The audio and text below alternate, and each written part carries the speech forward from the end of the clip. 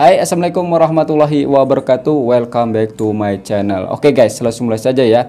Oh ya, sebelum mulai saya mengucapkan tahniah kepada adekku, Dek Ryan. Kalian pasti bertanya-tanya, siapa Dek Ryan itu bang? Adek Ryan itu adik angkat saya dari Negeri 9. Baru saja dijemput di TV3 di acara hari ini. Kenapa TV3 menjemput Dek Ryan? Karena Adek Ryan ini menurut saya agak unik. Yang pertama, masih kecil, tapi cara cakapnya itu atau cara bicaranya itu macam orang dewasa. Yang kedua, masih kecil tapi tertarik sekali dengan pencak silat, bahkan mempromosikan pencak silat di media sosialnya di YouTube. Maka dari itu banyak orang yang tertarik dengan Dek Ryan karena umurnya itu masih kecil. Jarang loh anak-anak kecil mempromosikan pencak silat kepada orang banyak, suka pencak silat, gaya bicaranya itu udah dewasa sekali. Bahkan Adek Ryan itu dijemput di gala primer Mat Kilau. Gokil nggak tuh? Kalian tahu siapa yang menjemput Adek Ryan itu? Yang menjemputnya itu kalau tak silap itu penulis langsung dari Mat Kilau. Bersyukur dan beruntung sekali sih Dek Ryan bisa dijemput, berjumpa para pelakon Mat Kilau, walaupun nggak keseluruhan ya. Bahkan satu-satunya anak kecil, budak kecil yang hadir di gala primer cuma Adek Ryan itu aja. Nanti saya akan kasih cuplikan sedikit videonya. Ini dia. Kita nak tanya adik ni, boleh? Silakan.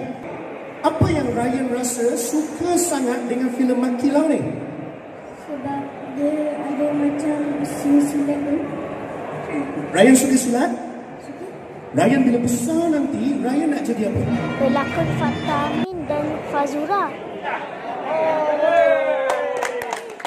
Mat Kilau Kebangkitan Pahlawan! Mat Kilau Kebangkitan Pahlawan. Adek Ryan itu punya potensi dan punya bakat. Siapa tahu kelak jadi sutradara atau jadi produser macam Samsul Yusof, buat film-film yang the best, yang gempa. Kalau misalkan Adek Ryan kelak jadi produser atau sutradara, saya berharapnya Adek Ryan itu mengangkat sejarah itu ke layar lebar lebih banyak lagi, agar memperkenalkan sejarah-sejarah yang dulu kepada generasi selanjutnya agar tidak dilupakan, agar tidak asing juga buat generasi selanjutnya. Saya berharapnya seperti itu sih.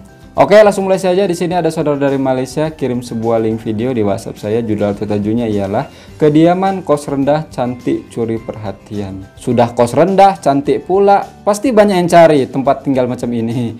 Oke, kita akan lihat. Siapa pernah menyangka rumah flat yang sering digelar kotor dan buruk boleh berubah menjadi cantik.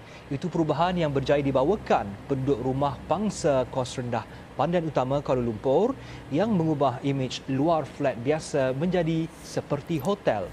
Laporannya bersama wartawan Anissa Hassanuddin. Oh, rusun kalau di Indonesia, rumah susun. Semata-mata, namun keadaan flat tersebut benar-benar cantik dan bersih. Dari luar saya dapat menyimpulkan bahawa rumah susun di Indonesia ini mah tersebut hanyalah seperti flat-flat biasa. Oh, flat di sana. Namun kebersihan kawasan sekitar yang boleh saya katakan best. sifar sampah di atas jalan seperti kebiasaan rumah flat amat dikagumi. Saya terpukau dengan hiasan dan penduduk di sini lakukan, sehinggakan seolah-olah bukan berada di dalam bangunan flat. Terutama kawasan lift. Dekorasi dindingnya itu udah macam hotel, bukan flat. Kalau flat itu kalau di Indonesia itu rumah susun. Berarti nih penghuninya selain kreatif, orangnya menjaga kebersihan. The best, patut dicontoh orang-orang seperti ini. Kita masuk itu udah serasa di lobi hotel ya. Tidak macam di rusun. Biasanya flat atau rumah susun bahasa Indonesianya itu kan tercerminnya kotor ya. Terus amburadul, banyak jemuran atau kain sindayan. Kalau ini berbeda, men. Aduh, betah nih pasti tinggal di sini. Orangnya menjaga kebersihan, kreatif. Terbaik. Ini patut dicontohi bagi orang-orang yang tinggal di flat atau rumah susun di tempat lain. Di bahagian lobi dan lift di kesemua 12 tingkat. Oh, rumah flat di sana ada lift ya? Penduduk Zulkifli Abdul Rahman, idea untuk saya jumpa tidak ada lift. Ada lift. Negara melaksanakan perintah kawalan pergerakan pada Mac 2020 lepas. Jelasnya kos menaik taraf tersebut adalah 100% daripada penduduk sendiri. Dan kami sebenarnya dalam proses lagi untuk menaik taraf tingkat ke tingkat. Ini bergantung kepada setiap ada kaligrafinya inisiatif ataupun kerjasama. Muhammad sama Allah. Nabi Muhammad. Ada dana luar mana-mana. Ini adalah hasil daripada kita collect antara rumah ke rumah dan bergantung kepada ketua yang in charge setiap building, setiap tingkat lah maksud saya kan. Mungkin ramai akan kata, betul ke ini status rumah flat, tapi dah macam hotel. Kan, apa yang diorang cakap, budak flat bangun tu ya kami bangun. Dan kami buktikan kepada semua, kalau kita buat, mesti boleh jadi. Tambahnya, selain dapat mencantikkan kawasan kediaman mereka, nilai kesepakatan dan kemasyarakatan juga dapat dibina. Bukan sahaja dalam kalangan warga negara, malah warga Indonesia juga turut membantu. Orang Indonesia juga ada. Menjadikan mereka sebagai sebuah keluarga. Dalam pada itu, so sweet lah. Hadi Abdul Rashid semestinya berbangga dengan pencapaian flat tersebut selepas kediaman mereka itu tular di media sosial baru-baru ini.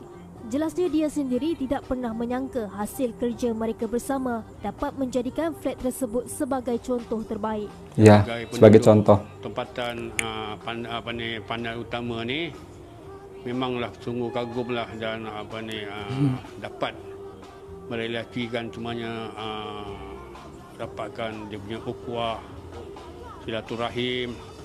Jadi saya rasa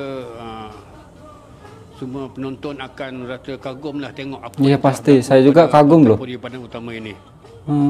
Sementara itu, Setiausaha JBM Rumah Pangsa Kos Rendah Pandan Utama Mazila Abdul Jalil, dia mengakui bukan mudah untuk mengubah minda sesetengah penduduk yang masih dengan minda lapuk.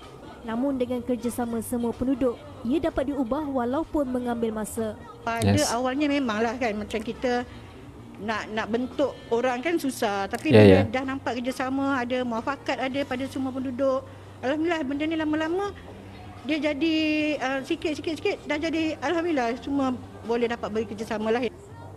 Proses naik taraf cantik banget ni. Kos rendah Pandan Utama turut mendapat perhatian daripada beberapa agensi kerajaan dan kerajaan negeri selepas berjaya memenangi beberapa pertandingan yang diajukan oleh Majlis Perbandaran Ampang Jaya. Flat ini bukanlah satu flat biasa, tetapi flat inilah yang akan menjadi contoh dalam mengubah stigma masyarakat.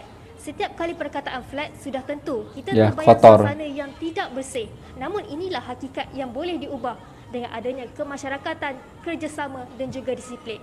Hanisa Hasanuddin, Berita Al-Hijrah. Jadi ketika COVID lagi merebak tinggi-tingginya, lagi case-nya lagi tinggi-tingginya, bulan Maret tahun 2020 kalau tak silap, itu kan case-nya tinggi sekali. Jadi masyarakat yang tinggal di flat itu ada pemikiran, ayo daripada kita bengong, termenung-menung, tidak ada pekerjaan, agar menghilangkan stres, mereka akhirnya terpikir mendekor-dekor dinding. Terciptalah macam ini, udah macam hotel dah nih. Yang buat saya salut apa coba? Mereka ya mendekor-dekor macam itu menggunakan kos sendiri tanpa ikut campur tangan orang lain. Tidak, dana pribadi, duit mereka sendiri dikumpulkan, akhirnya tercipta dekorasi yang begitu cantik. Udah macam hotel dah. Bukan flat atau rumah susun bahasa Indonesianya. Dan dapat penghargaan. Ya wajib, tempat macam ini nggak dapat penghargaan keterlaluan sih. Soalnya saya jarang sekali jumpa itu flat rumah susun yang begitu cantik seperti di video ini. Jarang. Biasa kan rumah susun itu ya terkenalnya tahu sendiri ya kan, kumuh, banyak yang tersindai kain-kain. Udah tahu kalian lah ya kan, nggak perlu saya jelasin. Akan tetapi berbeda di video ini, di Malaysia ini. Masya Allah, tabarakallah. Yang amat penting di sini apa coba? Menjalin silaturahmi antara penghuni flat. Itu baru mantap. Jadi tidak sendiri-sendiri, saling kenal, saling sapa. Intinya silaturahmi itu terjaga. Banyak nilai plus-plusnya tinggal di sini. Nyaman sudah pasti, silaturahmi terjalin, dan patut dicontoh juga bagi penghuni flat di luar sana supaya meniru seperti ini, kreativitasnya ditonjolkan atau dihadirkan. Oke teman-temanku semuanya ya, mungkin cukup sekian video dari saya. Jika Islam Indonesia dan Malaysia kita serumpun, satu hati, satu Nusantara, satu Islam tentunya. Saya Airi, Assalamualaikum warahmatullahi wabarakatuh. Ciao.